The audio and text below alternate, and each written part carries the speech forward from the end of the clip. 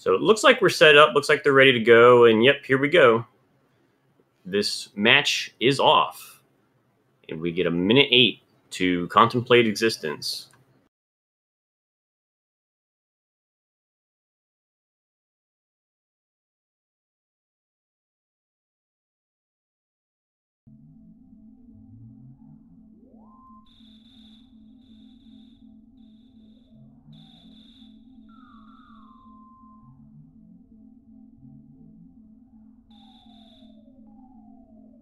All right, so we watch this little cutscene.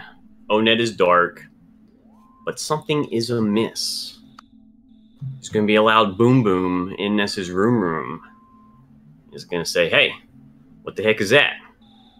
I think it's a good idea if this little kid goes out in his pajamas and investigates. And for some reason, the cops are okay with it.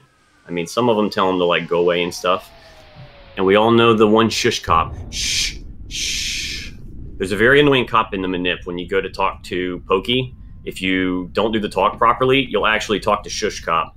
And with the RNG Manip, any extra text is a rip.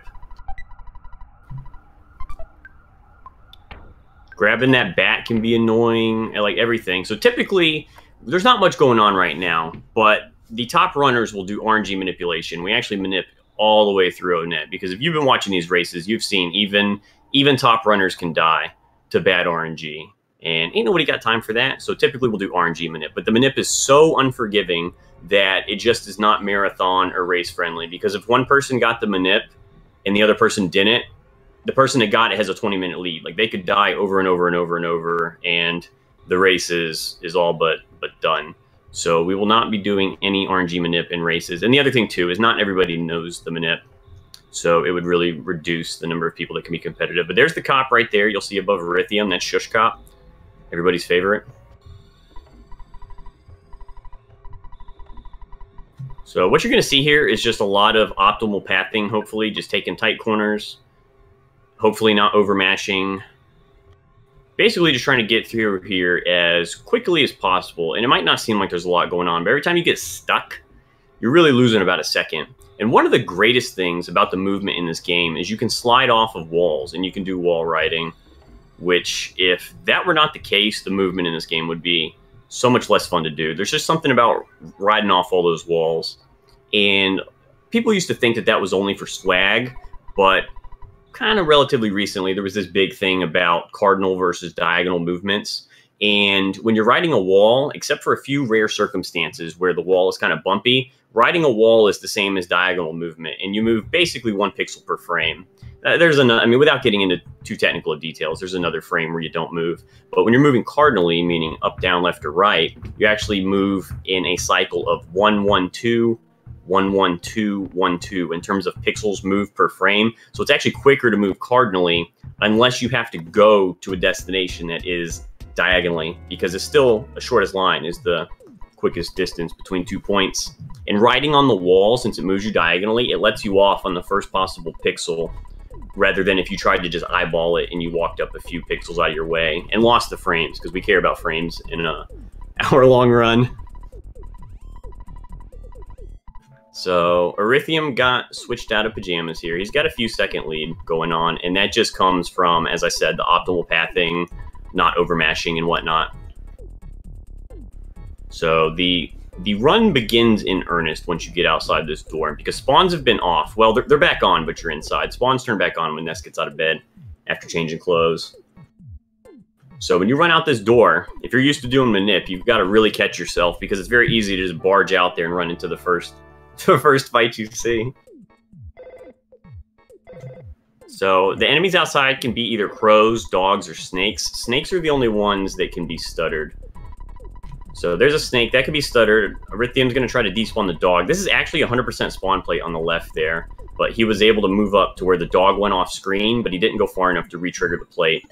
One of the good things about the trees and whatnot is you can use the terrain to your advantage. So this is another 100% spawn. These crows have a chance to run. So Arithium is going to despawn it. He didn't like the crow. Wow, he's getting really lucky with these 100% despawns. It's pretty rare to get those 2 for free. Doesn't like the snake. Caillou is just going to despawn the whole thing through the door. You can actually despawn this crow from the left, but since it aggroed him, he couldn't. But he took the back route between the trees. Arithium getting around that crow nicely. He's probably going to despawn this dog, because this is not 100% spawn plate. He might just grab the bread wall while he's there. Nope, guess not. He'll leave it for when he comes back down. So at this point for Arithium, there's no more spawn plates. He's got a free walk to Picky. Caillou dealing with this 100% spawn plate. He may not know that it's 100%. You typically try to get an... Oh, Caillou getting red swirled there. He actually could have went behind the tree, and the dog would have been stuck, similar to what Arithium did with the crow. So he may not know that it's 100% spawn plate. Either he was trying to despawn it, not knowing, or he was trying to get something better. But that dog coming around was actually pretty good. So, dog's not too dangerous. You can auto fight there to save a little bit. There's really not much you can do at this point because you don't have any healing items and you don't have life up yet. But from that fight, he got life up. So now if he gets into a situation, he can do life up.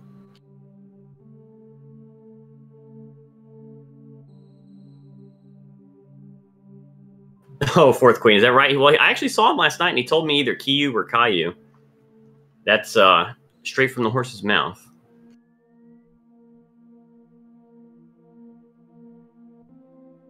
So, people are correcting my pronunciation on Caillou's name here. Was it Q? Just pronounce it like Q? Okay, Q. Like I said, I actually talked to him last night and asked him how to pronounce his name, and he told me Caillou or Kiyu. So I hope y'all aren't trolling me. So Arithium getting the bread roll. Most people wait to get the bread roll on the second walk so that a crow cannot steal it. Like as you saw for Q here, as I'm being told his name is pronounced. The crow tried to steal something but failed.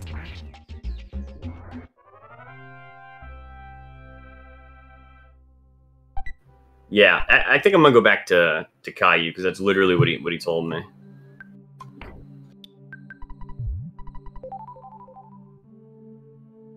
So Caillou healing up there. Arithium already at Starman. So that snake could have been stuttered, but since that's not 100% spawn plate, it's typically best just to try to despawn it. These are not very high spawn plates for the ones that are not 100%. So that dog can be despawned from the left, like you saw Arithium try to do. But looks like he's trying to despawn it. Yeah, maybe he doesn't know that these are 100% spawn plates, but that crow is pretty good.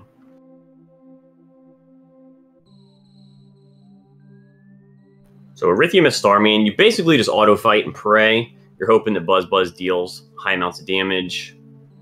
Fire is the worst thing you can get because it reflects on every single kid. So you get the reflect text for all of them. Freeze is a little bit quicker because it only affects one kid. Ooh, the Buzz smash. That's good Starman time. 806 for Arithium. That's very good for non-manip. So Caillou making it to the meteorite. So Buzz is this great, powerful being that comes from the future to tell you about Gygus and all this other stuff. Then you come in here and Lardna just swat, just smacks him, just kills him. I don't understand how this great, powerful, not a bee thing can just get killed by Lardna. It just doesn't make sense.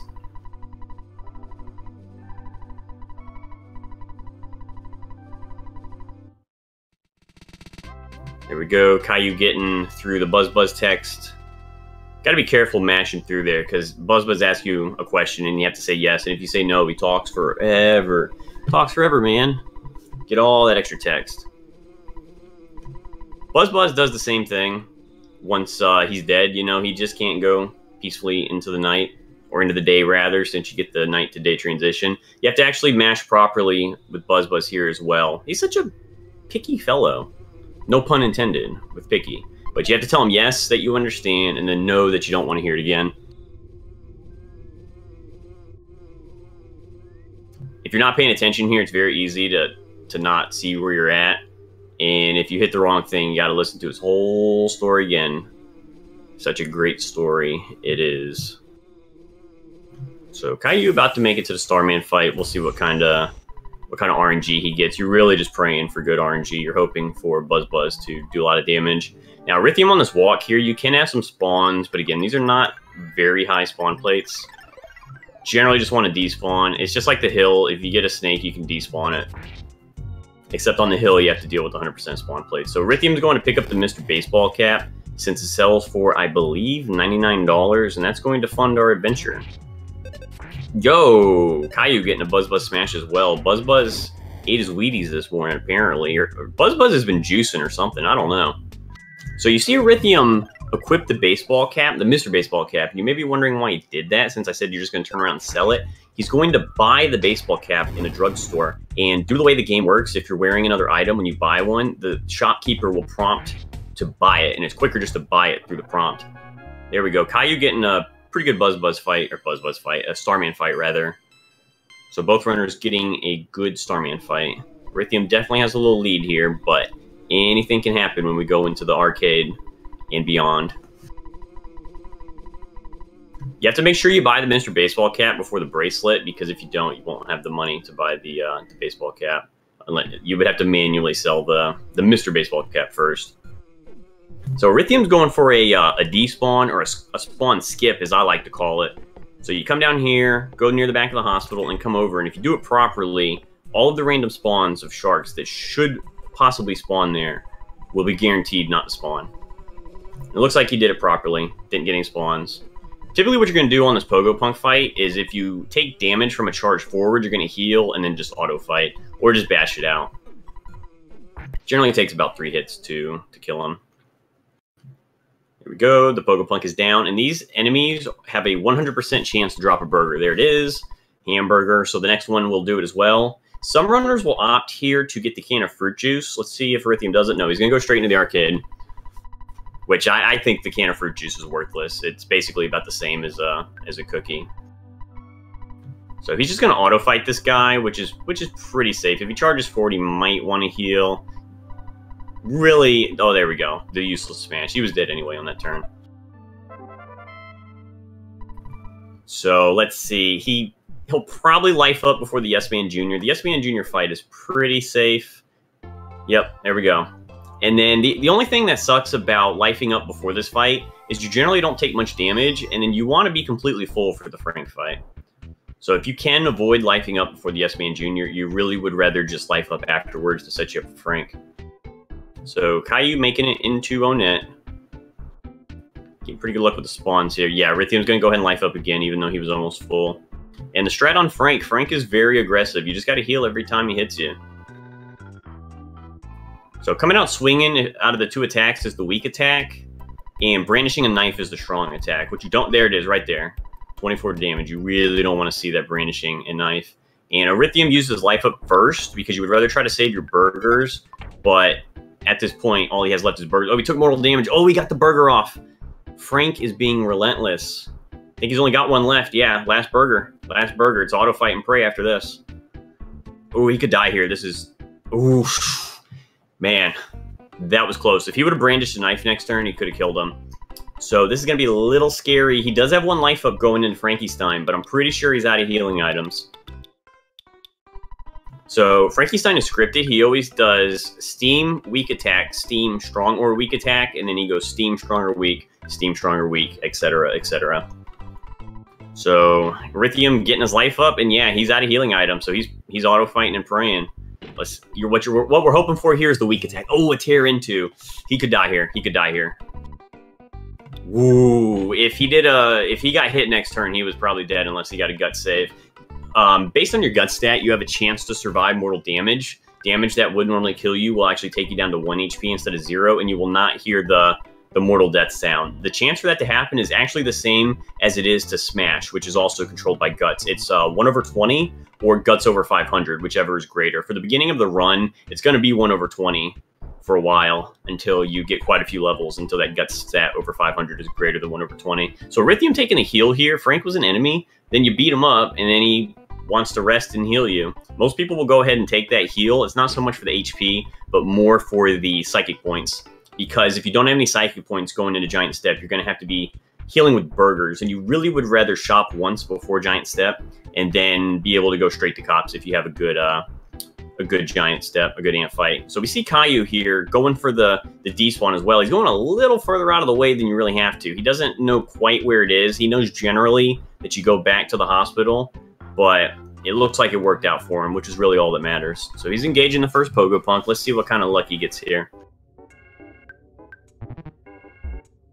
Charge forward. Okay, so he's probably going to life up here. I would recommend lifing up and then just auto-fighting. So yeah, bread roll. Yep, and after this, you can basically just auto-fight. So Arithium's got the key to the shack. Caillou has the Pogo Punk down. So Arithium's going to go buy burgers to fill up for a giant step. Most runners will generally just fill up their inventory, so he's got to go get money first. Let's see if he pulls out 100 or 140. Some people will pull out more than 100 on the off chance that they have to come back and buy more after giant step. Yeah, he's taking out 140. Basically everything. He took out the 10s and the 100s. Caillou having a good Pogo Punk fight there. Yeah, he may want to life up before this fight. The Pogo Punk really doesn't do much unless he swings the hula hoop, which I believe is the strong attack.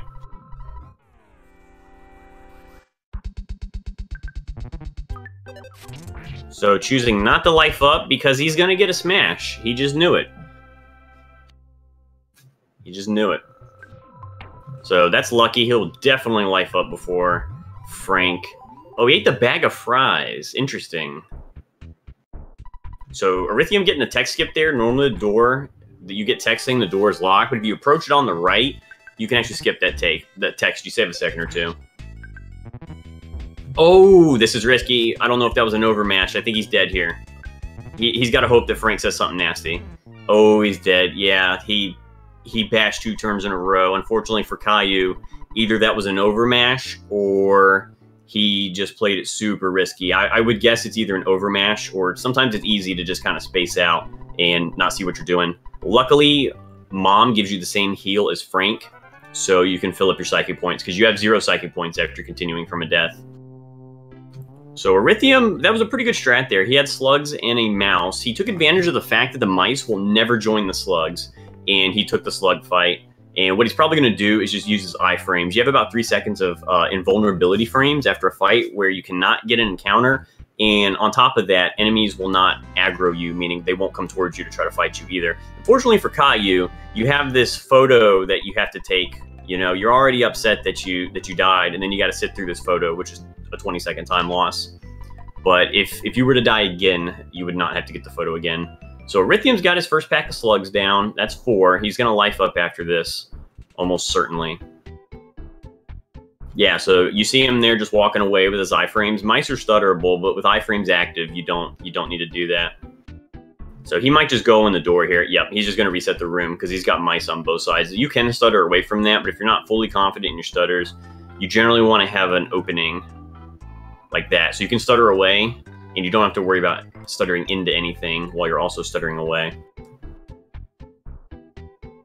So Caillou, not sure what he's doing here. He's taking a different route, but you can't do the spawn skip, so he's going to have to deal with spawns here. Generally, you want to go the same way so that you can do the spawn skip and get a free entry into the arcade. But he's in. It almost looked like he was heading to cops. He might have not. Normally, you don't go that way, so it might have been a little unfamiliar to him as to which way he had to go. So he's checking his healing items, and he feels confident with what he has. That should be enough to get him through the Frank and the Frankenstein fight. Frank brandishing that knife again. Okay, looks like he's going to go for the life up. Good move. Got another brandishing of the knife. But yeah, you basically just have to hit heal every time you take damage. If he says something nasty, then you don't need to. Arithium getting some pretty bad spawn luck here. He got 2 packs of slugs fairly quickly, but now it's just mice central. Wow, Caillou living with 1 HP there. Living on a prayer. Man, Frank just... Oh, the lucky smash. That's exactly what it needed. So Arithium needs to be careful here. Yeah, he took advantage of the stalagmites there, and he's just going to reset the room again through the door. Smart move, smart move.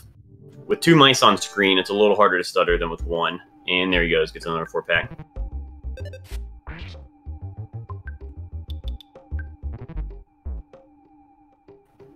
So, Caillou, let's see what he gets. Let's see if he gets a stronger weak attack here.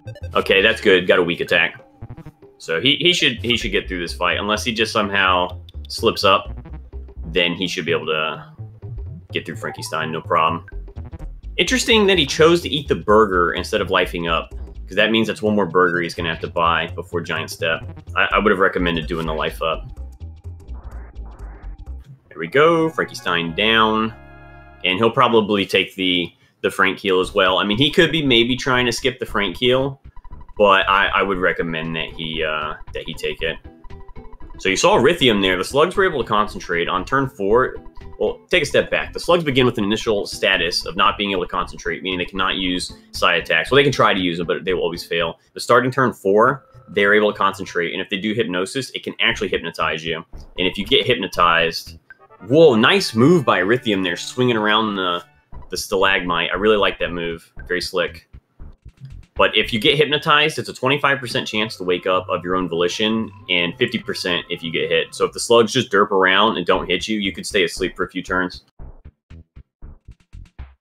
Yeah, so I see a comment in chat. Stalagmites might reach up to the top, and stalactites have to hold tight from the ceiling. You know, you got the nice little mnemonic. So Caillou choosing to take the Frank heal, as most runners will. So Arithium's moving up. I believe he has, was that 12? I think that was 12 slugs. Or it might have been 16 if he's choosing to go up. Actually, I think that was 16, I believe. So what he's hoping for here is a 6-pack, because 22 is the magic number to get you to level 8, which is when you obtain Psy Rockin'. So unlike the bottom floor, where those dot sprites, the bug sprites, are always slugs, on the second and third floor, those can be ants or slugs, but if you see a single, it's always an antoid. If it's a 4-pack or a 6-pack, they will be slugs, but sometimes you can have 2-packs of antoids that look like a 4-pack until you take it, and then you realize you've done goofed. So a lot of people like this top strat. I personally don't like it, just because I don't like having to differentiate between the different enemies, and I just feel like when you go up here, this is what I see quite a bit happen, and sometimes you just end up getting desperate and you decide just to take a like a slug in an ant fight. Technically, it's optimal if you come up here and just get a 6-pack, but if it takes a while, you actually end up losing time.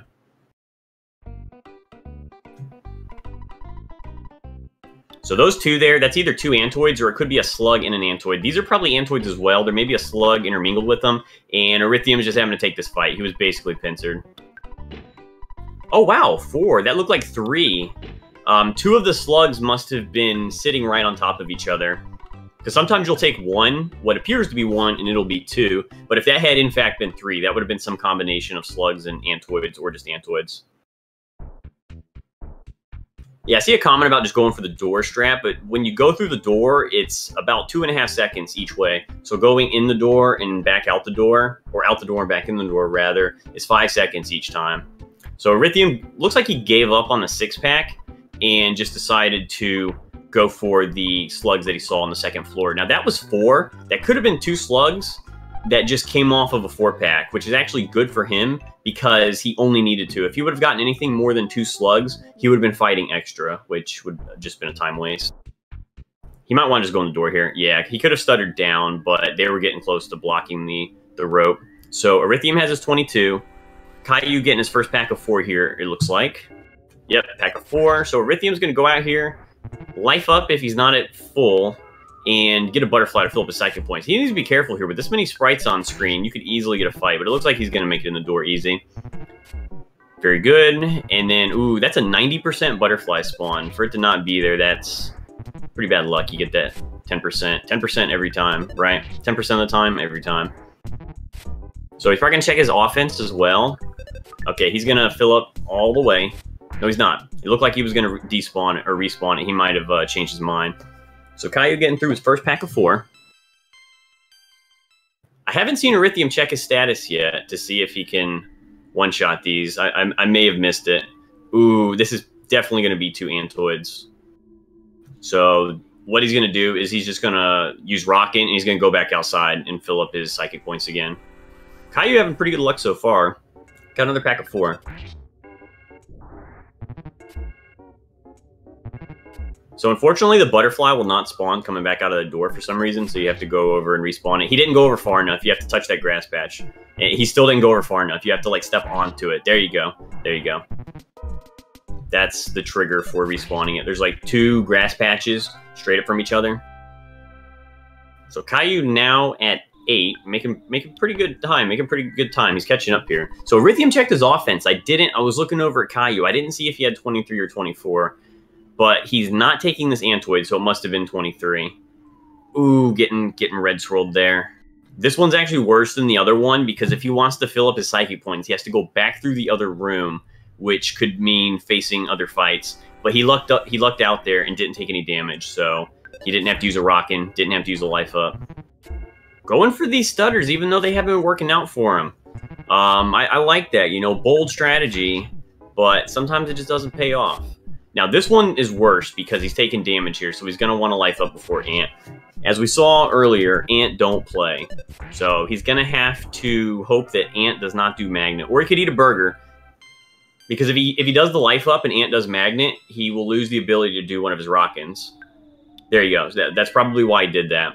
So Caillou at 12. He may actually take this butterfly here. And yes, he is. Yes, he is. That's good safety. I actually agree with that strat there.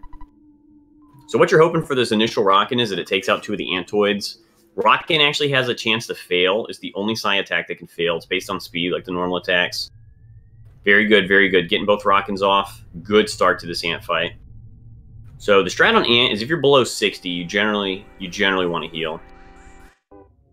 Which is exactly what he's doing here. So Caillou getting a 3-pack, that kind of throws off the numbers, but it's not the worst thing in the world. I believe this will bring Caillou up to 15. So Ant should be about dead here. The worst, I hate when Ant does a shield, which reduces damage by half. There we go. Very good Ant fight for Arithium. That was very good. The good thing about the melody that you get here is that it restores your hit points, Psychic points, and it removes every single status ailment that you may be afflicted with, including homesickness and even unconsciousness. Technically, kids are never dead. They are afflicted with the unconscious, or KO, status ailment. So this should bring Caillou up to 19. He has made some time up here, but Arithium had a pretty decent lead coming in. So we'll have to see if Arithium decides to buy any more burgers. He really didn't use that many. Oh, luckily that was green there. You can just instant win it. Still takes about 6 seconds for an instant win. Even though those slugs are moving, they didn't have time to move out of the way. And sometimes they just move in a wonky pattern. So if I counted correctly, this should do it for Caillou. He should get level 8 here and obtain Psy Rockin'.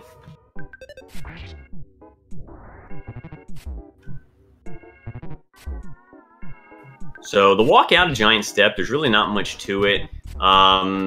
Based on RNG and spawns, you can have differing amounts of lag. It may even be possible for enemies to block a rope where you have to get up. Oh, he's taking the green swirl. Why is he trying to... I'm really not sure what he's doing here. I was going to say, ask if he's trying to death warp, but that's something you would have done sooner. And he didn't do a save. Technically, you can death warp out of Giant Step, but he would have had to save in the drugstore, and you would try to take that off an Ant early on. He may have just spaced out. I mean, it happens to all of us. Luckily, it was green, instant win, only cost him 6 seconds. But yeah, some people will do a similar thing there. Okay, Caillou checking his offense. He has 24. He can instant win the single Antoids. But yes, after Ant going down those 2 ropes, you can take an Antoid fight at the bottom of that rope and death warp. Like I said, you would have to save, because if you tried to death warp now, you would actually go all the way back to Ness's house, which is no fun. So Arithium choosing just to buy a few burgers here, so he doesn't have to go use the ATM. He had enough just to buy a few. Plus, he picked the one up on the way out. Okay, Caillou probably getting a fight here. Yes, much better to take the slugs. Well, actually, in this case, he already has Rockin'. He can just do Rockin'. But he may not realize that. He's just bashing it out.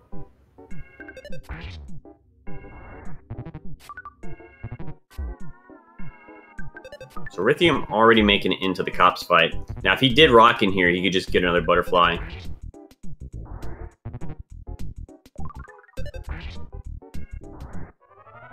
So this cops fight, man, this thing is brutal. This gauntlet. What you're really looking for is, ooh, Caillou just turning around. Good move, not letting himself get red swirled. What you're looking for here is for the cops to not do crushing chops, which is their strong attack. Caillou taking some extra fights here. Either he's not confident in his stuttering abilities, or he might be going for level 9 strats, which gives you a little more safety for Ant. We'll have to see what he's doing here. He might have just been afraid that he wasn't going to be able to stutter away from those fights. So the strat on the cops is similar to the Ant fight. If you're below 60, generally, you want to heal. And typically, you'll see people try to preserve their psychic points and not do life ups down below 20 psychic points unless they absolutely have to, because you really want to have those 2 Rockins for Captain Strong.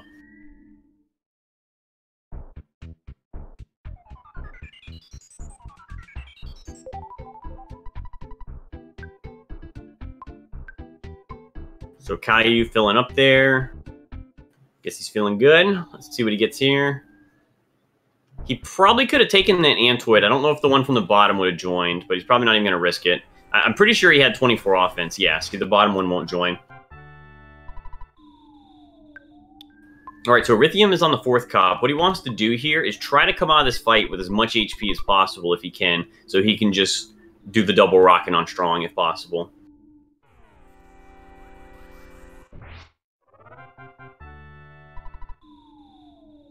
See some comments in chat about red swirls and whatnot. You cannot instant win a red swirl. You can instant win, like say you have 24 plus offense with an Ant and you go to a green swirl or a blue swirl, you will instant win. But if you end up getting red swirled, you will not instant win them. You can never win a red swirl. Arithium getting a lucky burger drop from the cop there. Caillou just starting Ant. What you're hoping for is both Antoids to die. Like I said, you can actually have it fail. Ooh, Arithium. Ooh, getting hit with the submission hold, but it was only 39. He will probably heal here, yes. That submission hold, if that would have done upwards of 50-something damage, he could have been in a situation where he would have died. That's actually what happened to me in my race the other night. There we go. Very clean fight, very good. Not a bad on that time either. 32. Pretty good for non-manip.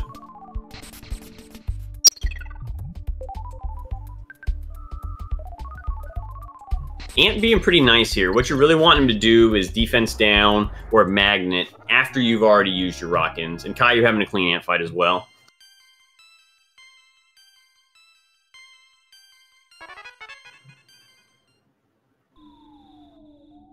So very, very good Ant fights. Good fight for Strong. We'll have to see how Caillou's cops fight goes. Now, we'll have to see if Arithium gets his burger here. He did buy some extra burgers, so he may be feeling like he doesn't need it. Oh, is he going? It almost looked like he was going to go for the exit mouse. Sometimes muscle memory just kind of takes over. Yeah, he's checking his burgers. He'll probably get it. He only has 3, because you typically want 3 for Happy Happy. Plus, you have to give one to Apple Kid. Ooh, choosing not to get the burger. I'm actually surprised by that. Maybe he wasn't thinking about the fact when he counted. He may have just been counting how many he wanted for Happy Happy, and he may have forgotten that you have to actually give one to Apple Kid. Because grabbing that burger is actually faster than buying a croissant in Happy Happy, or getting a fresh egg, or picking up the croissant inside the Cultist HQ, which are all your options for obtaining another healing item. Arithium getting pretty bad luck here with these spawns. You could stutter the Antoids, but with the mushroom there, you can't stutter those. And they will join. They will all join each other. Arithium making his way into the department store. Interestingly enough, this is actually a department store, not a drugstore. I believe this and the department store in Forsyth are the only department stores for whatever reason. So Arithium pulling out the 10s in addition to the 100s there. The reason he did that is he's probably banking on the fact that with the 10s, he won't need to use the ATM after the Death Warp, after he kills, or not kills, you know, because this is a Nintendo game, turns Car Painter back to normal. Because if you don't have enough money to afford the revive, which costs $100, you'll have to ATM again, which wastes a little bit of time. And then you saw him do a save there. The save is for the Death Warp that I was mentioning. That's actually not a safety save. It's quicker to Death Warp back after defeating Car Painter than it is to walk back through PRV, even though you have to use the hospital. Caillou taking a little bit of an roundabout path to the police station. It's actually quicker to come down and then walk behind it than it is to go all the way around, but it's not a big difference in time. So Arithium there giving Apple Kid a burger, and then this guy's greedy. He also wants 200 bucks. He's just panhandling, man. Like, I think I saw him on the side of the road the other day saying, you know, we'll work for hamburgers, trash burgers. But man, does he make good stuff.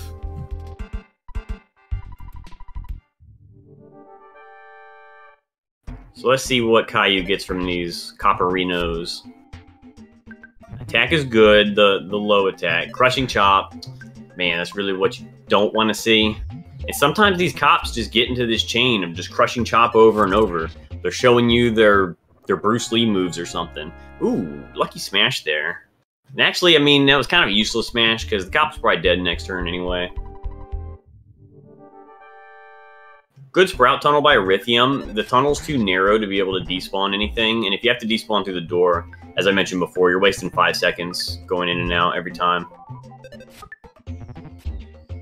Ness missing, as he likes to do. It's one of the most frustrating things about these fights here, is how often Ness misses. Because then if you're missing and the cops are Crushing Chopping you, you just get into a sequence where you just need to keep healing and you're just burning through your healing items. Very clean walk for Arithium. I think he only had 1 despawn. So what he did was he went up to trigger the Apple Kid phone call. You only have to walk high enough for the pencil to load. You don't even have to see it. And if you do that, when you exit the Sprout Tunnel here, you'll get the phone call from Apple Kid, which sets him up to be in Berglund Park to give you the pencil eraser. Ness missing again. Cops Crushing Chopping. Caillou just cannot catch a break. When you're that low, you may actually... He may have wanted to use a life up there, because you really don't need 3 Rockins for strong, and you want to try to maximize your HP. He's still got 1 more cop to go, though. Maybe he's planning on doing that during the 4th cop fight to set him up for the strong fight. Saw Arithium get a butterfly there, but I don't think he lifed up. Maybe he had enough HP coming out of strong that he doesn't think he needs to life up, but you really want to have max for the Shack fight. Unless that was his 2nd butterfly. I may have missed the 1st one. Okay, I think Caillou's out of burgers.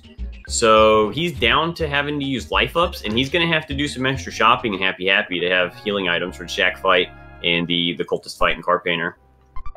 Oh, the lucky burger drop. That could actually come in clutch. So what you're hoping for here is you're hoping that strong guards or loses his temper. If he comes out with his submission hold and hits for 50-something damage, it's very scary. This is... Okay, he's choosing to life up because, like I said, strong could actually have just one-shotted him right there. So now that he's maxed out, he's pretty safe to do a Rockin'. Strong is guarding, which is good. Guarding is defending. It reduces physical damage by half, but since a Rockin' is a psi attack, being on guard or defending doesn't change it. And they're very, very clean strong fight. So there, Arithium getting his second butterfly. He should have full psychic points. That was actually a random butterfly, I believe. That may have been just a low spawn, or it may have ran away. There's a 90% butterfly spawn there, so he may have just chased it. And then there's actually 3 in PRV. That's why a lot of times you'll see runners not take a butterfly that looks like it's not very far out of the way. That's because they're banking on the fact that they can get a more optimal butterfly in their path in PRV due to the 3 90% butterfly spawns.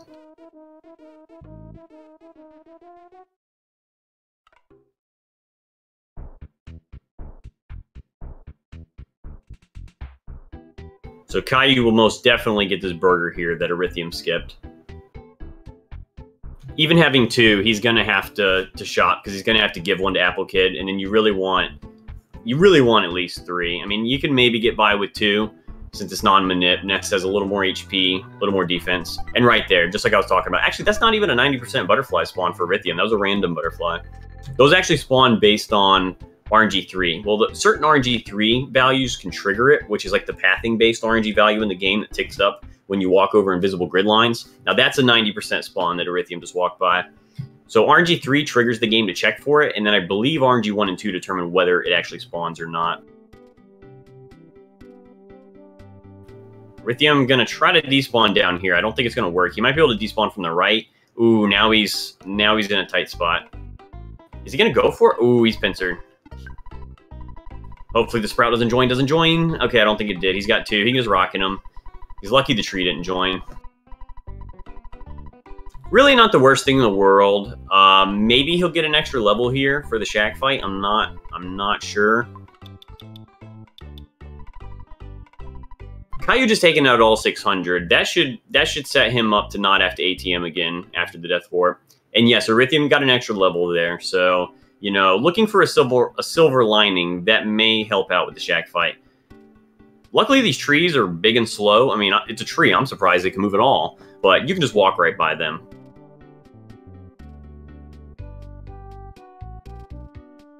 So there's another 90% butterfly spawn, which he's going to go ahead and take since he had to use some side points during that fight.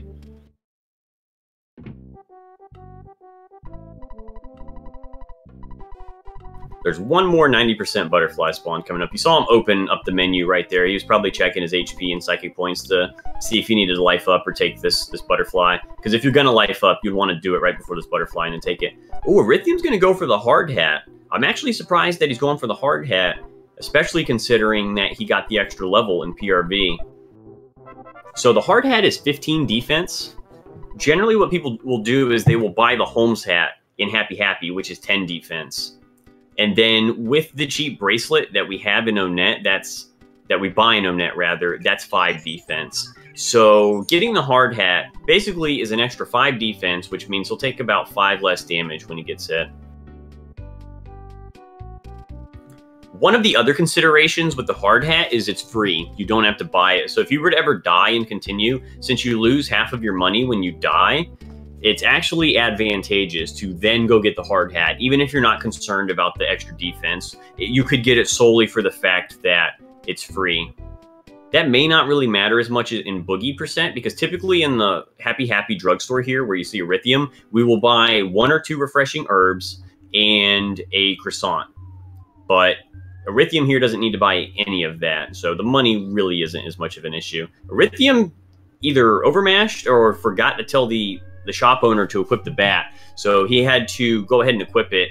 And interestingly enough, he did not sell the T-ball bat, which, I mean, you don't need the money, and in Boogie percent, you really don't need the inventory space. If this was glitchless, you would want that inventory space. So you see Arithium talking to Paula here. You're really not talking to Paula. You're talking to a trigger on the door. Really, it's not even the door. It's just on the fence. You can really talk completely where Ness is not even in front of the door at all. So Caillou making his way up, having a pretty clean walk so far. Arithium starting the shack fight. This is a pretty scary fight because these guys can call for help. Luckily, we just double rocking, and it usually does the job. You saw one of them call for help there, and it failed. Wow, Arithium even dodged. He might be able to get out of here without having to life up. So these cultists have 94 HP. Generally, it takes 2 rock-ins, but sometimes you'll get lucky, and you'll one-shot one of them. Like if that 106 would have happened the first time, that guy would have died. So typically you'll want to heal with a healing item after this fight, but with Arithium having 82 HP, he may decide to just go for it. I would probably just go for it at this point with 82. That's pretty good.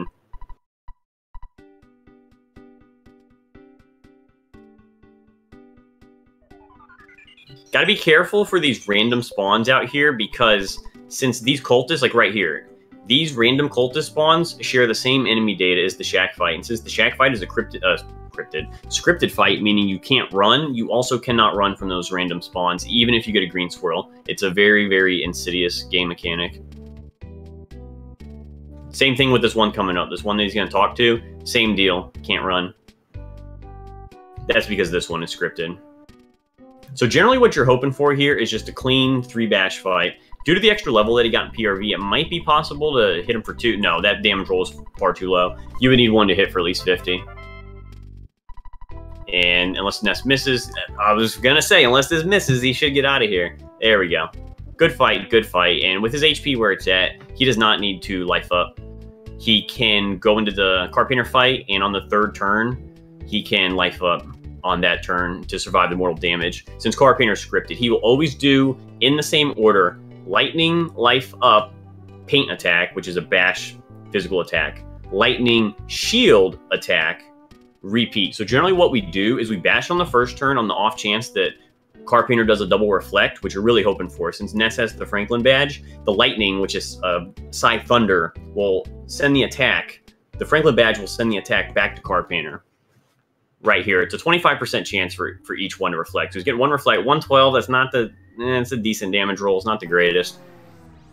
Oh, Caillou getting red swirled, trying to despawn through the door. Luckily, he's already gotten his butterflies and lifed up, so he's not at risk of dying here. If you get a fight like this before getting any butterflies, you're at risk of dying. Arithium getting another reflect here. Card Painter should be about dead. And there he is. Very, very clean Card Painter fight. The only downside to this is how much HP Arithium has. He has 71, and he jumped up to 85 from the level ups. So that's a lot of HP to go to the mole. You may see him go for a PRV Death Warp. Generally, what will happen in the PRV Death Warp is the runner will go for a UFO fight and or a Robo may be included. The UFO is very aggressive. It has 4 actions. Attack, attack, attack, nighttime stuffiness beam, which gives the player a cold. The Robo is a little less aggressive. He can do attack, attack, shield, nighttime stuffiness beam. So you really want the UFO, but you don't even want to be afraid of the trees, the territorial oaks, and the sprouts, because they will straight up kill you as well. A pretty good strat is if you get an oak along with one other enemy, you can bash the tree until it dies. It will explode, and due to having other enemies in the fight, you will die because it deals massive damage. If you have just the oak and you make it explode, you will survive the fight due to the rolling HP mechanic, because the HP will be ticking down, but the fight will be ending.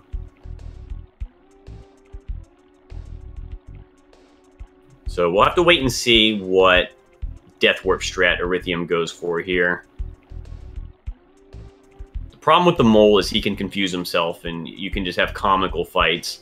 I've had the mole get confused, smash himself, and kill himself, which is just ridiculous. Generally here in Glitchless, you would do a lot of inventorying. You're going to do a little bit of inventorying, so you're going to see him drop the hard hat and the cheap bracelet. That's because you want to take more damage for the Death Warp. And he's going to drop Paula's teddy bear too, because the teddy has a 75% chance to take a hit and 25% chance for it to go to the party. So basically, those items are not conducive to a Death Warp. There's no need to do anything else. Like in Glitchless, I would move the Franklin badge here. Most people will drop any extra healing items to keep your inventory consistent. And as you can see, Arithium going for the PRB Death Warp. I actually like this. This is kind of a controversial strat. It's like one of those love it or hate it things, you know. But I like it, especially given the amount of HP that he has. Only takes 13 seconds to go here. If you were to get a fight immediately, like right now, it would only be 13 seconds. But given how much HP he has, he could save a lot of time. Oh, getting a single sprout. He was really hoping that the tree would join. This actually is not too bad. The Sprout can be aggressive, but auto-fighting, maybe he's just going to kill it. He's just going to kill it and try to take something else. The Sprouts can do quite a bit of damage, but they can also get into those sequences where they just do magnet over and over and over. He must really want the tree, or he could be going for the life noodles. You can actually get the life noodles here, and you can use the life noodles after the... Yes, that's what he's doing. He's going for the life noodles. Ooh, is he going to be able to get it? Oh, that was so close. So close. So he's just hoping for good luck from the Robo here. The Robo is almost as good as the UFO. You're just hoping that you get the good RNG, and he does the attacks over and over. The cold that you get is actually good because it deals consistent damage. It does waste a little bit of time with the text, but both kids are taking 4 HP of damage every time. And then hopefully he'll throw some attacks in here. But he will make up some of the time not having to go to the hospital. There we go. You're really hoping for the beams. And having the extra text on both kids does waste quite a bit of time there. You see him using the ATM card because he does not want to kill the robo. He doesn't want to bash it. So using the ATM card is a way to have an empty attack, basically. Does nothing, because if you were to defend, you will cut your damage in half by half. Oh, wow, he prayed. That must have been a... He probably meant to go to auto fight, but it went over to pray instead. So this actually... I think he's going to end up losing time on this exchange. Like I said, the robo, you really would prefer to have a UFO or like the oak. But as you can see, he's going to use the life noodles there. Guaranteed chance to revive. No need to go to the hospital. So he does make up a little bit of time, but I think overall he still ended up losing time with that. I mean, that's not to say that he couldn't have gone to the mole and lost a minute. I've seen the mole just go turn after turn after turn where he doesn't hit you. So Caillou getting those extra healing items I talked about earlier. He's going to probably buy at least 2 croissants here. Yep, there we go. Oh, he's going to get a 3rd one. There we go.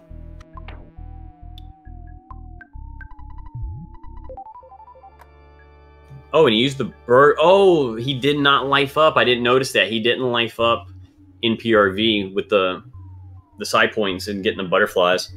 I mean, he still got 3 croissants. That's fine. He can always pick up the other croissant inside the Cultist HQ as well. Yeah, that was a good point made in chat that Arithium now has fire for Boogie Tent, which if things go poorly, that could actually come in handy. Needs to be careful here. Nice move turning down quickly after the fence there to avoid that red swirl. So due to the extra levels that he got Psy fire because you normally don't have it for Boogie Tent. So if Ness dies or if Jeff dies and doesn't get a bottle rocket off, having the additional Psy attack can really come in handy. And Boogie Tent is actually weak to fire. He is not weak to freeze. Generally, you'll see some runners do freeze on Boogie Tent, but they're really hoping for the 25% chance of solidification because it only does about 9 damage. So Arithium going to go for a photo skip, glide off the wall, got it, boom. That one's pretty easy. It's got a pretty good setup. Yo, Caillou getting a one-shot on one of the cultists. That's very good. He can actually save some psychic points here and bash it out, which is what he's going to choose to do. And he got the miss. This is a very fortunate fight. Oh, it looked like Arithium forgot to get the backstage pass. I've done that myself because when you don't go to the hospital, the path out of the hospital, the optimal path takes you right by the Mario and Luigi Runaway 5 guys. And so it just triggers you to get the backstage pass. Like, hey, I'm walking right by. But if you do the life noodle strat and you don't walk by there, you may forget because it's kind of something that you don't do a whole lot. But luckily for Caillou, he was able to preserve some psychic points and a healing item due to how good that shack fight was. So he's totally set up to go in here and wipe out the cult.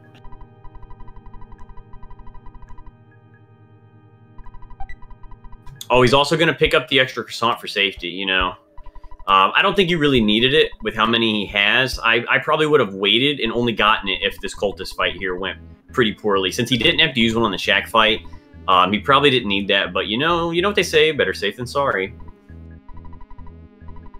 Arithium now enjoying the soothing tunes of the Runaway 5. One of the input breaks in this run. It's basically this and the Skyrunner cutscene.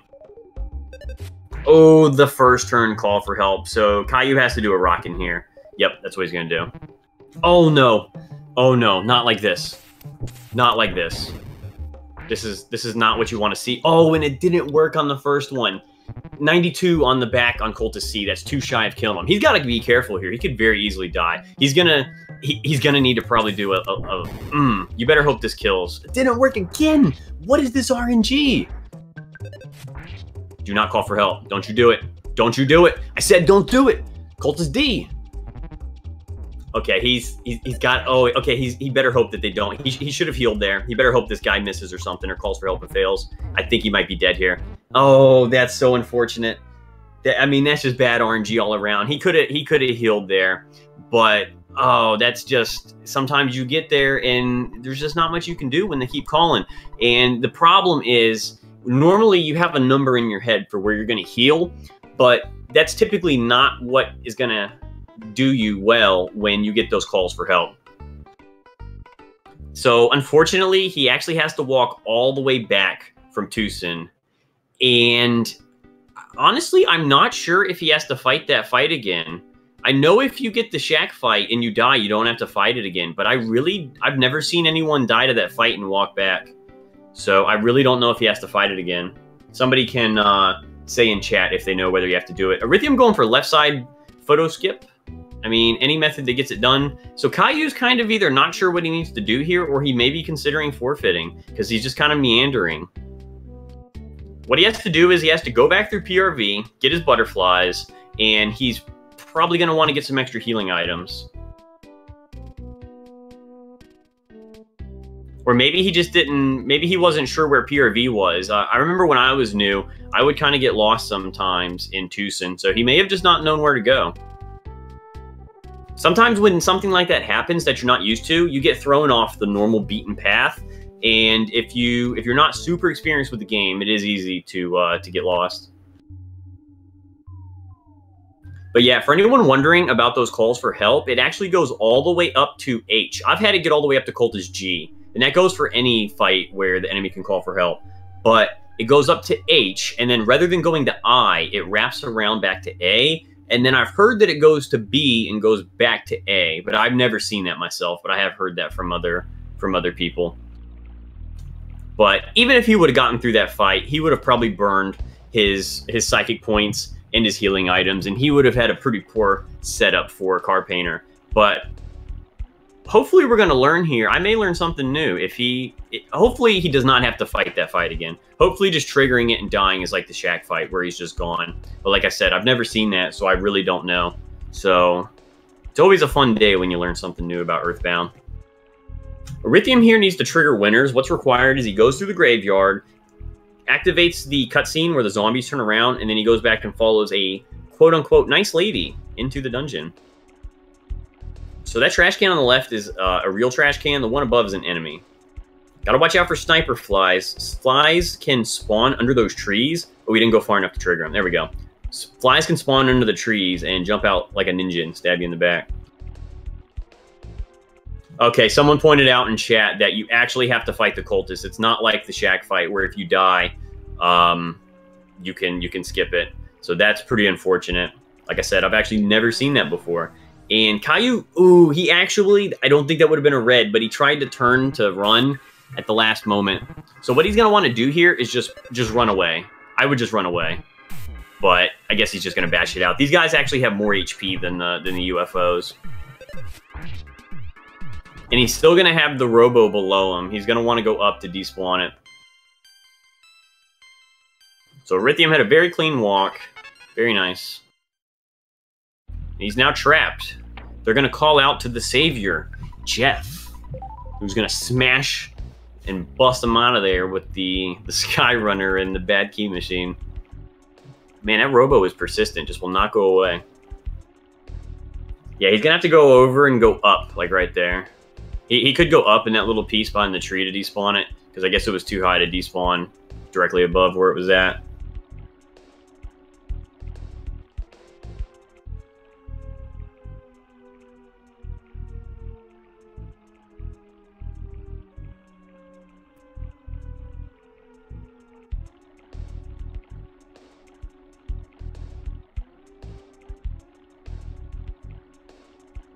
So Caillou making his way back through PRV. He's almost done. Hopefully he has better luck on the second time around with the cultist.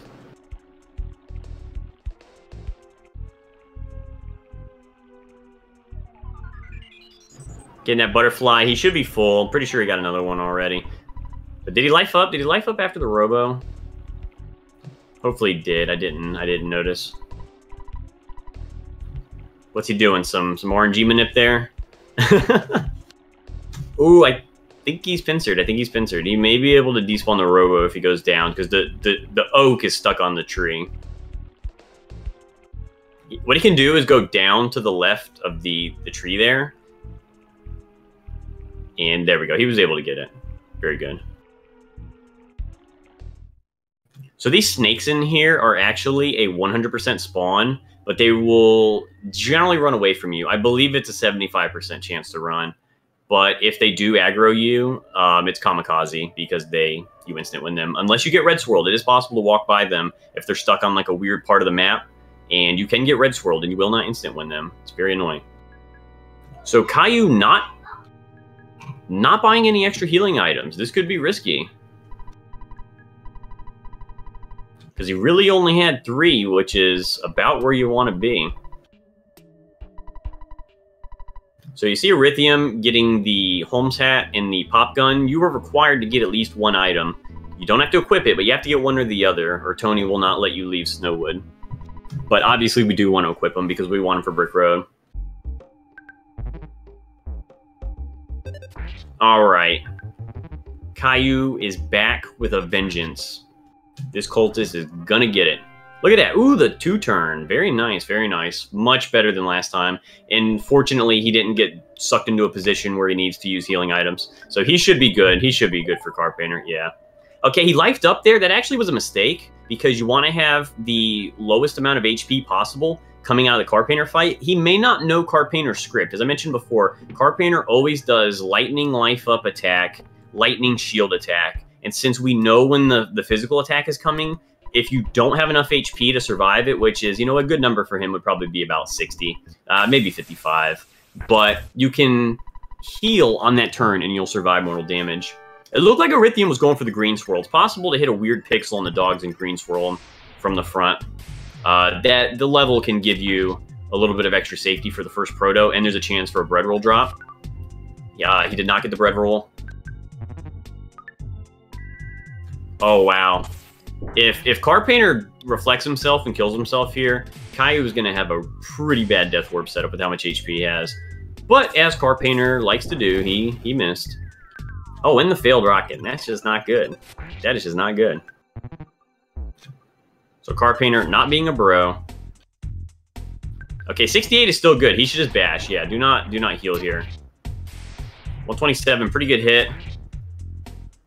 Carpainter should be about dead. There we go. Yeah, he's got a lot of HP for the Death Warp, and he might even get some more right here. Yeah, 80 HP. As a newer runner, he's probably just going to go to the mole, but I would recommend going to PRV. Although Arithium sort of he sort of pressed the issue on the life noodles. Generally, I will only get the life noodles if they sort of fall into my lap, and I just end up having a free walk there. Because if you spend extra time despawning or even taking a fight and killing it, you're losing any time that you would otherwise save from using the life noodles to skip going to the hospital. Everybody's big favorite purple dinosaur. Yes, it's Barney. No, I'm just kidding. It's MS Paint Beast. Tessie, can we get some Tessie hype in the chat, please? People get very, very upset when I call Tessie Barney. That's not Barney. That's Tessie. So, okay, Caillou is going to... Oh, he needs to watch out. Sometimes those Zoom crows will get you. Oh, he's just going to despawn the whole area. There we go.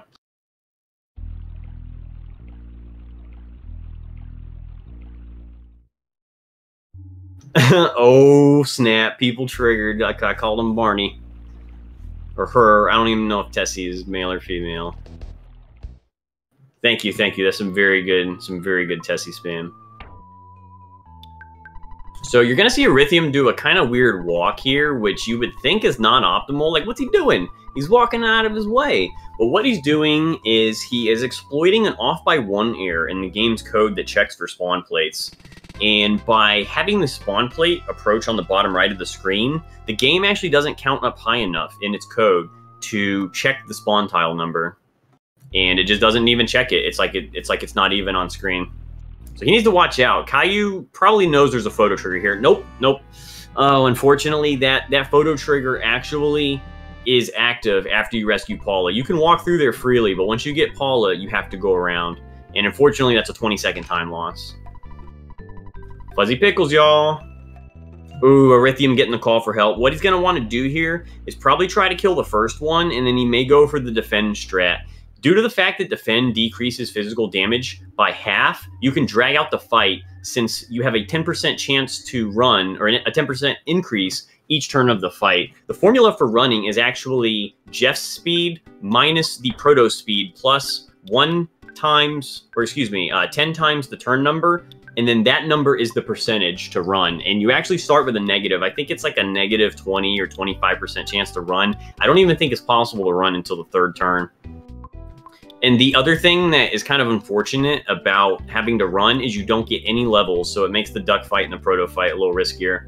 Arithium going for the duck skip here, but duck really not cooperating. I think he's just going to give up on it. Yeah, he's just going to fight it. You can get to a point where you end up investing so much time into the duck skip that you could have just fought it. And plus, getting the level here, the levels will actually help with the proto since he didn't get any levels from the first proto. So getting experience here would actually help, because fighting the other proto, the second proto, without having any experience yet when Jeff is level 1, well, I forgot he fought the dog, so it's not quite as bad. But that proto can kill you, and you have to actually walk back from where you got off Tessie. Caillou having a pretty good fight here with the mole, but he had so much HP that the mole couldn't one-shot him. Arithium getting the croissant for a little extra safety here. Going for the skip, and Bubble Monkey not cooperating as usual.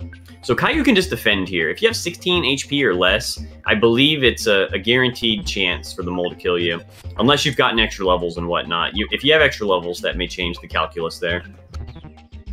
But yeah, with 4, guaranteed, you can just defend, because even after taking half damage, you're still going to die. Defend's a little quicker. It's quicker to menu too. You don't get the extra... I mean, you get the text saying that they're on guard, but that's very quick. It's quicker than the text saying that you use the ATM card. So Caillou pulling out money here. You need 100 to revive. Arithium make it into Pawn Cave. Oh, very nice. That first room being empty is great because you can despawn without taking the 5-second time loss every time. You see Caillou going ahead and equipping some defensive items on Paula. That's extra safety for Dreed. If you were to take a fight in the graveyard. Arithium, I like this. Going for the instant win strat. You can instant win the single slugs, just like in Giant Step. A lot of people overlook that fact, but you have to be very careful. Sometimes there can be 2 on top of each other, just like in Giant Step. And if there's 2, obviously you're going to have to fight it. So Arithium going for a stutter here. You got to be careful sometimes with Bubble Monkey because he lags behind and you can get a fight if an enemy touches Bubble Monkey. I would be very surprised if he stutters these intermediate rooms, though. Generally, that big room is the safest room to stutter. Due to the fact that with these big rooms, they narrow to a narrow passageway in a couple spots, it's very easy to get pincered and just get stuck in a bad position.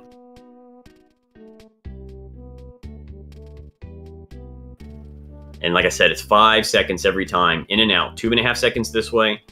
2.5 seconds that way. Oh, you saw him do a little menuing there. So look at that. Look at the secret RNG manip. Whoa, Arithium with the secret manip.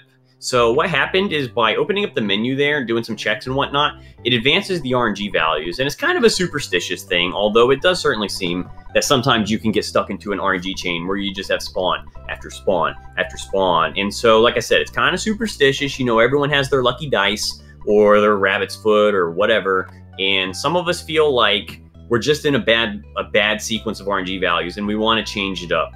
And he did it and it worked. And it's probably confirmation bias, but a lot of times it seems to work for me. But you probably only remember the times when it worked and you tell yourself, yeah, that worked. That worked. Worked good.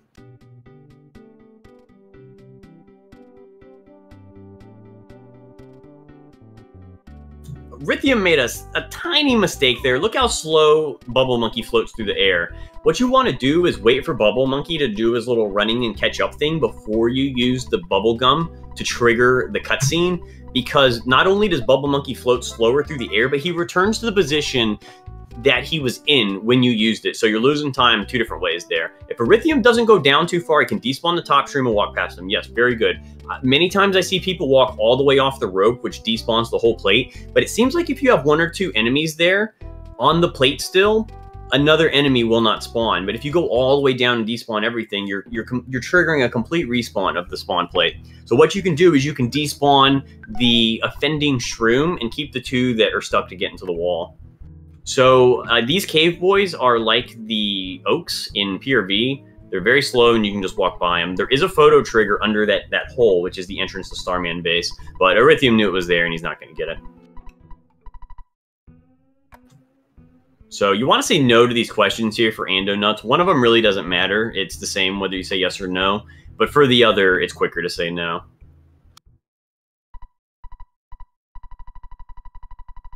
You're going to see Arithium go get into the Skyrunner. And when Ando Nuts walks over, he has to press a button to make the Skyrunner start shaking.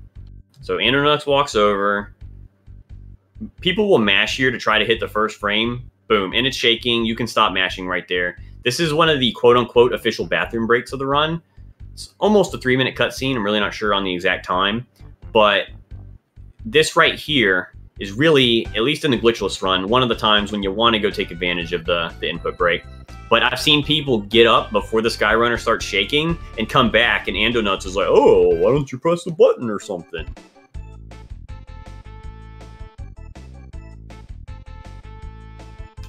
The Runaway 5 cutscene there isn't quite long enough. You can go get a drink, get a snack, check your phone, but at least for me, it's not quite long enough for a bathroom break. It's a pretty short show. The Venus show is much more conducive to that.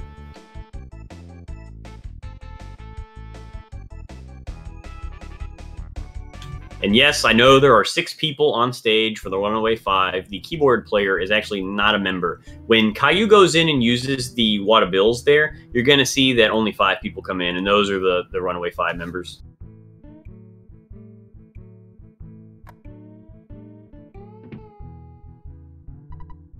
So a minor optimization to point out that Caillou could have done. You saw him equip the items after the Death Warp on Paula.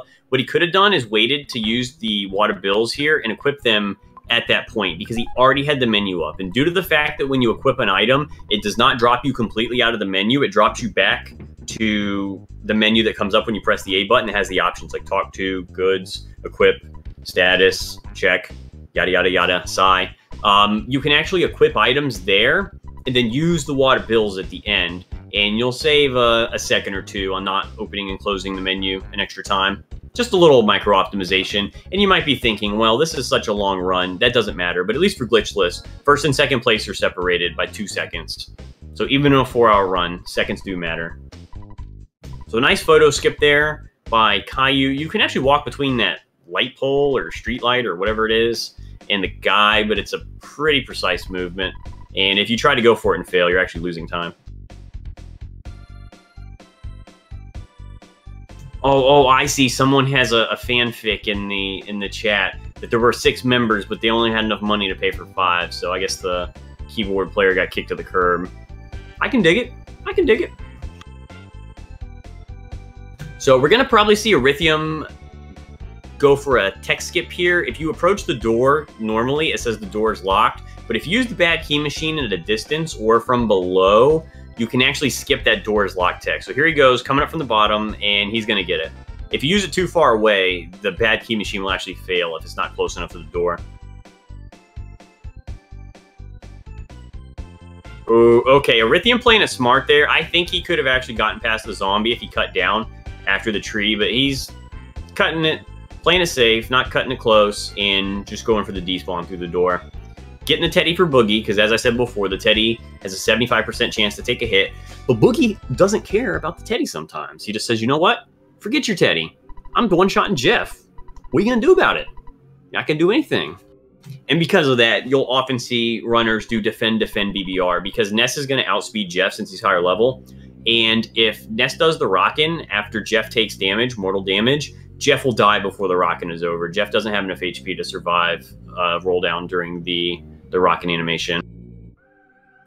Whoa, Boogie used a defense spray. 555, that's pretty good. Boogie has 579 HP, so barring some horrific RNG, Boogie should die right here. There we go, Boogie down. So this is going to be a win for Arithium. Congratulations to him.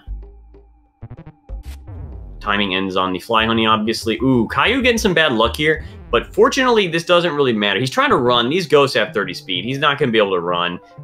He actually probably should just die here. Because what happens is you respawn where the Runaway 5 dropped you off. You won't have any psychic points, though, but those will be restored. And Paula will be revived when you get imprisoned in the 3 dungeon. So you really don't have to worry about that. You don't have to go to the hospital. You really don't have to do anything. So he really just wants to die here.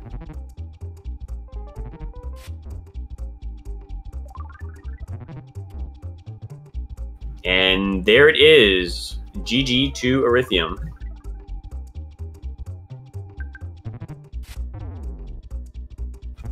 And there we go. Caillou finally taken to death. He just wants to continue here.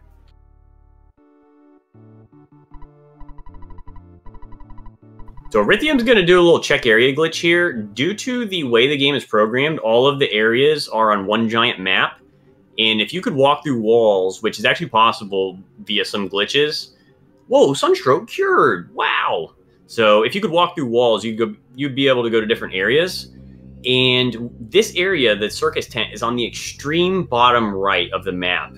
And this area to the right that he's checking is actually completely off the map. It's an unmapped area. And for some reason, checking it causes memory corruption. My guess is that there's some sort of like a pointer overflow. Like a pointer goes beyond its intended bounds and there's no bounds checking on it.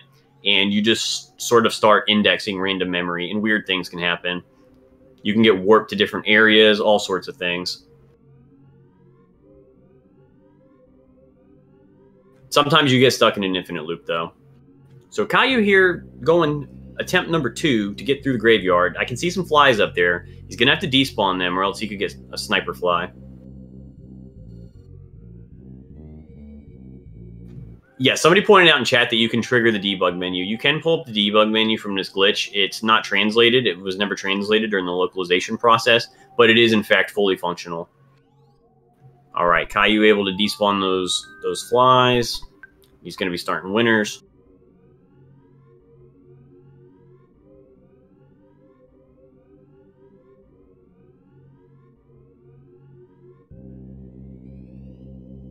So, as I pointed out, Ness will actually get his psychic points back here, and Paula will be revived, so there's no reason to go to the hospital or anything. Oh, speak of the devil, Arithium appears to actually be demonstrating the aforementioned out of bounds. So if you die on the stairs and then soft reset, meaning you say no, you don't want to continue, and yes, you're sure, you'll actually go back to the title screen, and when you select any file, 1, 2, or 3, you will be out of bounds, and you can walk through walls. And that's exactly what he's doing. He needs to watch out. I don't know if he knows that the escalator will put you back in bounds.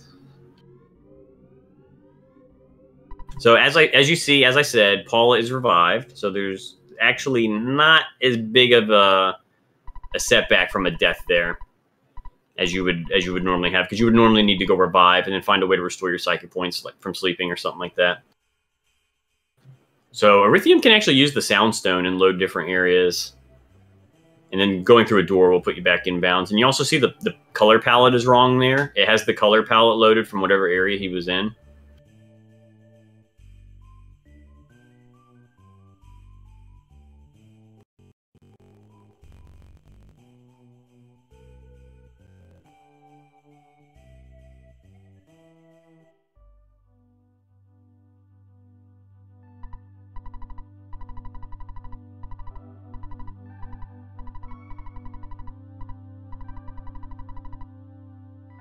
So Caillou just about to get started here in Snowwood. So you're actually invulnerable from enemy encounters while you're out of bounds. I'm not sure if he knows that or not. You can walk right through enemies. Normally this area would have been loaded by the Soundstone, but you would have to use the Hawkeye here to load this area.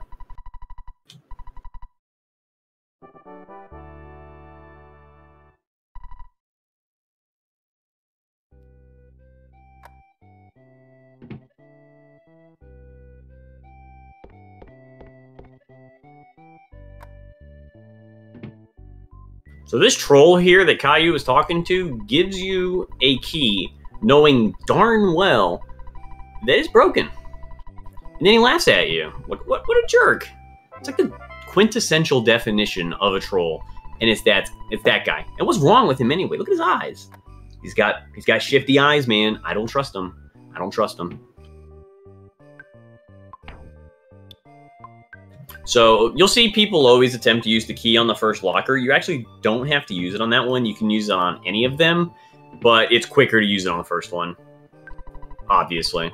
So look, he laughs at you. Ho, ho, ho. It didn't work, did it? Well, of course it didn't.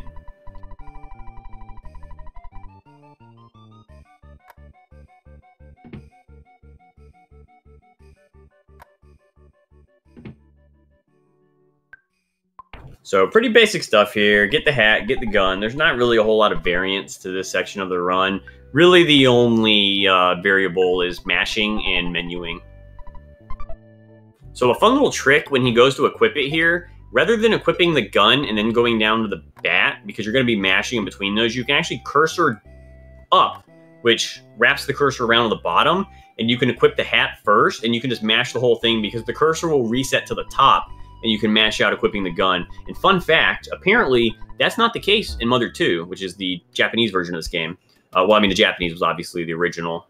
It was translated and localized, and the name was switched to Earthbound for the North American release. But apparently in Mother 2, the cursor does not reset. It stays on the item that you choose to equip, which is kind of a weird quirk. Not really sure why they would choose to change that.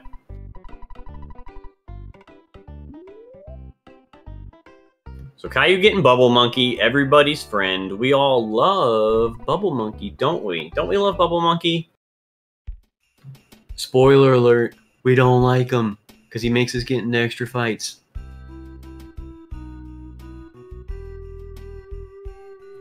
So Caillou trying to despawn here, but this is actually 100% spawn. That crow is actually really what you want. You really don't want to mess with goats. The idea here is to get something that's kind of far to the right, like that crow. That crow is perfect. He needs to go around it and then go to the left to despawn. Or sometimes you can even walk by if the crow's running. So perfect. Perfect. There we go. The reason that it despawns is that when they're situated pretty far to the right on the spawn plate, you can go far enough left to have them go off screen and despawn, but not far enough left to re-trigger the spawn, because you won't re-trigger the spawn unless it goes off and back on screen. Looks like Caillou was getting a little lost there. This is kind of a labyrinthine area. It's a little easy to get lost if you're not super familiar with it.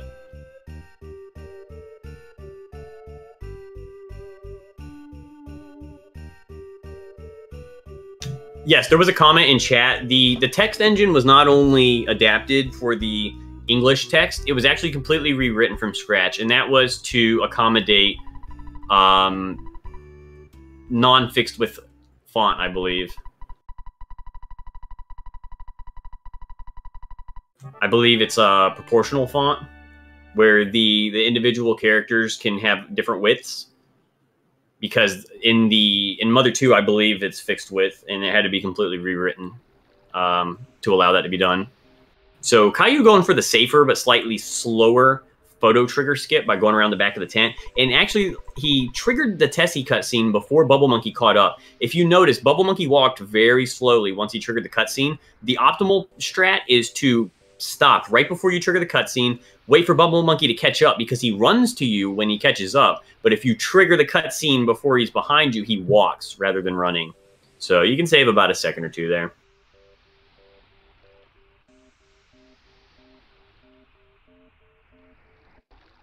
All right, Caillou getting on Barney, I mean Tessie.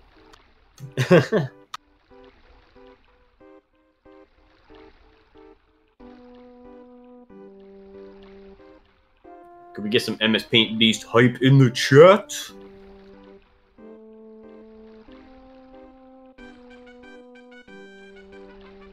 It's not Barney.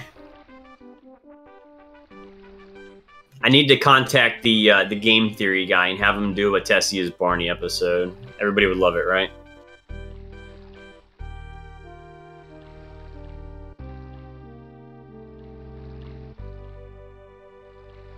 So we're probably gonna see Caillou go for the goat skip here.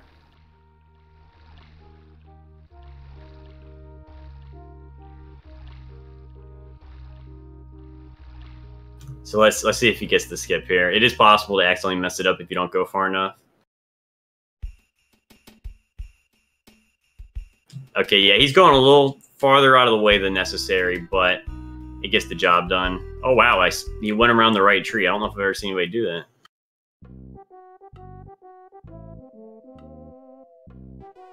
All right, first proto. Everybody's favorite.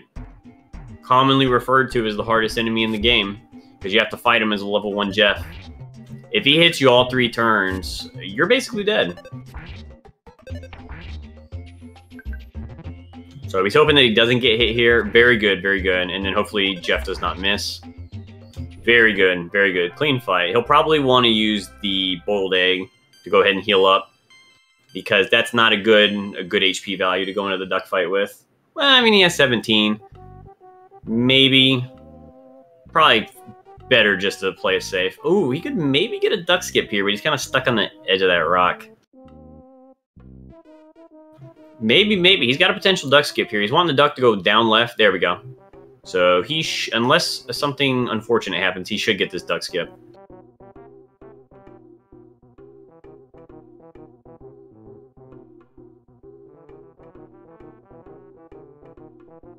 And he got it. Nice duck skip. Gonna go for the proto skip, and he turned down a little too late. I mean, there's no guarantee he would have gotten it if he had turned down earlier, but there was not enough time for Monkey to go down. So the way that skip works is the proto with the present overworld sprite aggroes in a straight line to where it triggered the aggro. And unfortunately, Caillou dying to the proto, he should have eaten the boiled egg before the fight. And the bad thing about this is that since he skipped the duck, he actually has to deal with the duck again. So the first proto will be gone because he defeated it, but the duck is still there. So he either has to do another duck skip or he needs to fight it. So let's see. Does he have a possible duck skip setup? He does, but he may not know that this can actually be skipped. You just run over and go up and just hope he stays in the corner. But yeah, the duck moved over. Sometimes you can skip that duck if he just stays in the corner there. You can basically just auto fight here. It's a little quicker than selecting bash each time. You save maybe a second or two every turn. Probably close. 2 seconds is probably too generous. I guess it really depends on how quickly you mash as well. All right, can he get the skip this time? Going for it, and he gets it. Monkey playing nice for once. So, you know, there's the mole playing rough. There's the bubble monkey playing nice, getting all the skips. Too bad that the monkey didn't always play nice. Wouldn't that be something?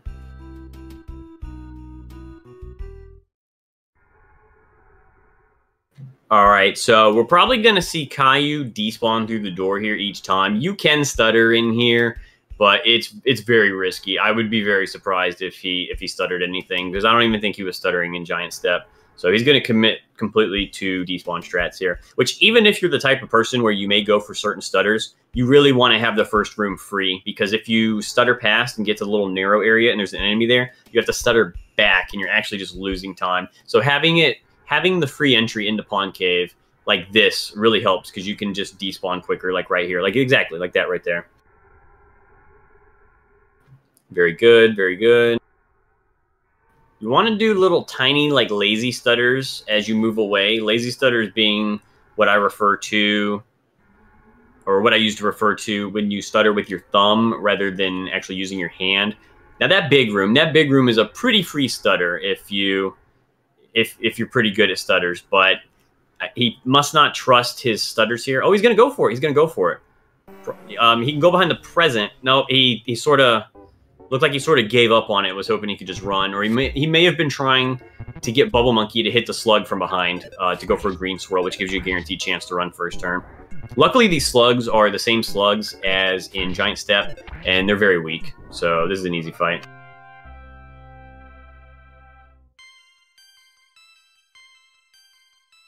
There's actually a hamburger in that present, if he wants it.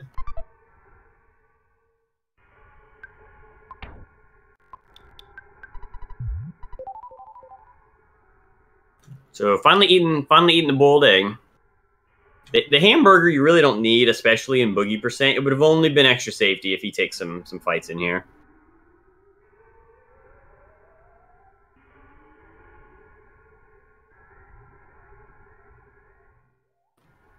So he's done with these big rooms. This last room can be a pain in the behind, because you get lots of mushrooms. They can't be stuttered, and you're stuck usually at this door here.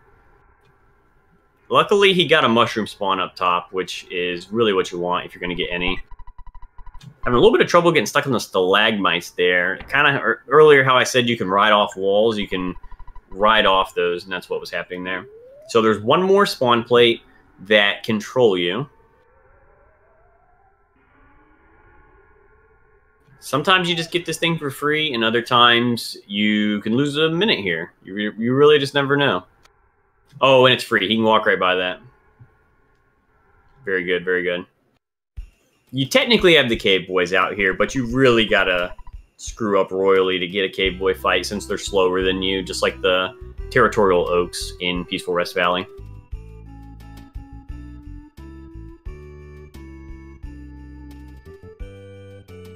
As I said before, there is a photo trigger as well. So you see that hole in the ground? There's a photo trigger under it.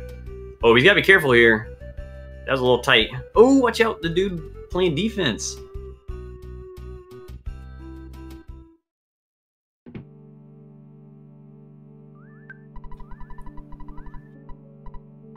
Neon green brick road sign. Never seen that before.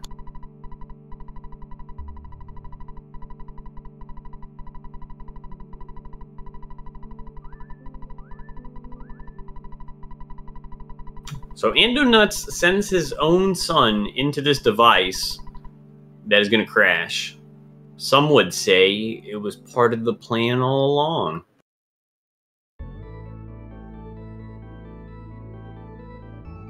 Alright, so Caillou in the Skyrunner.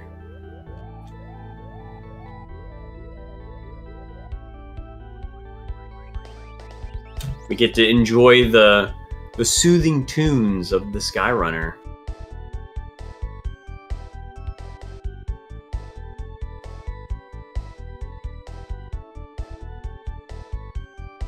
So, fun fact, you see where the Skyrunner is flying through here?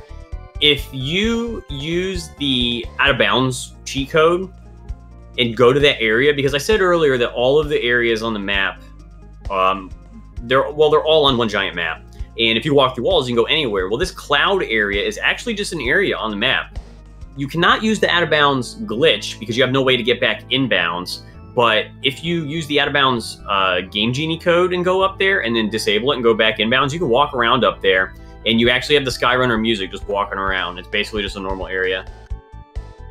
I mean, I guess you could go up there as well with the Soundstone, because there's really nothing to interact with there, so you can walk around.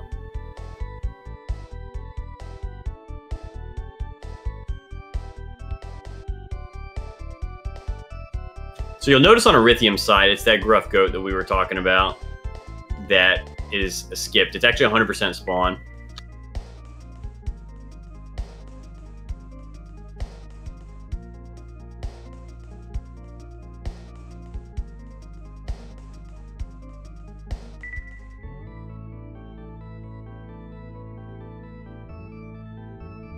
So we're about ready for Jeff to make his entrance. Just smash on through with the ground to make a hole. The kid really knows how to make an entrance, doesn't he? Just comes in shooting off bottle rockets everywhere. Can't even hit anything.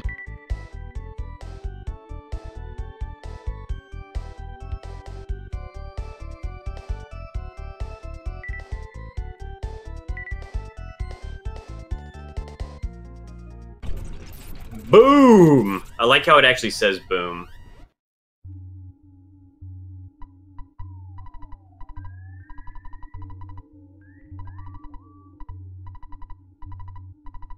So we're going to watch and see here. See if Caillou goes for the tech skip. If he knows about it. He may just take the text. I mean, it's literally like 1 to 2 seconds.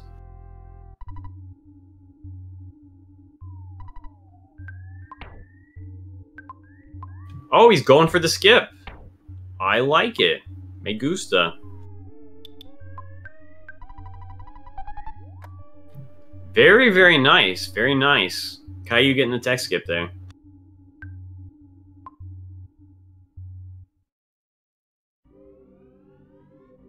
All right, clean graveyard. Sometimes you can get trolled coming out of there. If there's flies, you do not want to mess with them.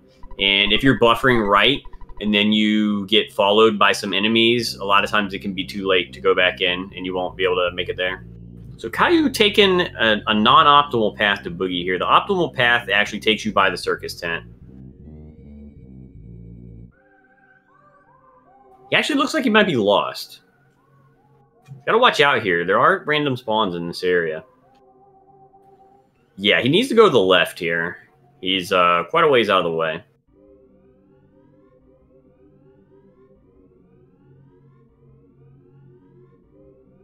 He needs to go down. He needs to go down and left.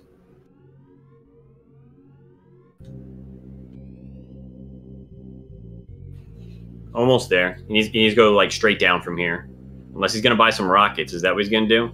Okay, he's going to buy some extra rockets as safety here.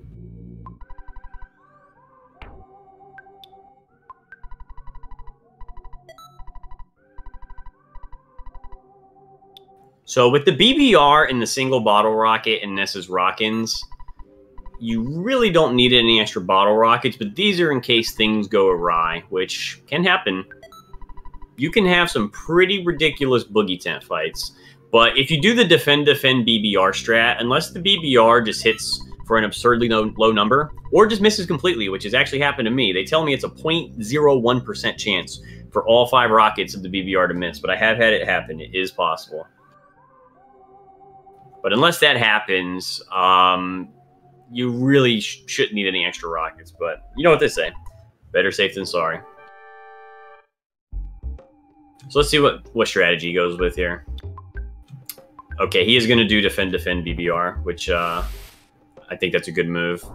Even though you have the Teddy and it's a 75% chance, sometimes Boogie doesn't care. 518, that's good. So this should be a 2-rounder unless the rocket and the bottle rocket hit. Oh, he has a bomb. I don't even know where he got that bomb from. So Boogie should die right here. The bomb should kill him. Yep, because the bomb can't miss. So there we go. Caillou with a pretty good 2-round Boogie fight. And that is going to do it.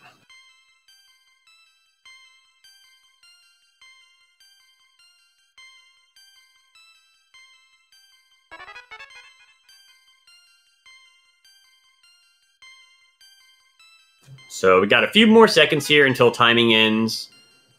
But for all intents and purposes, this match is donezo.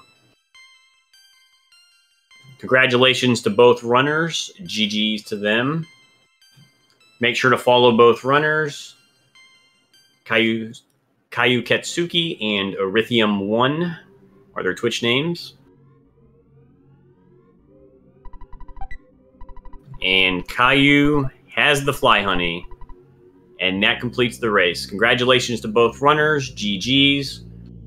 I hope you all enjoyed this match of the Earthbound Super Series Boogie Tournament here on Speed Gaming.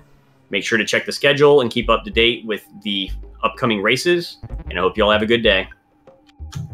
We'll see you next time.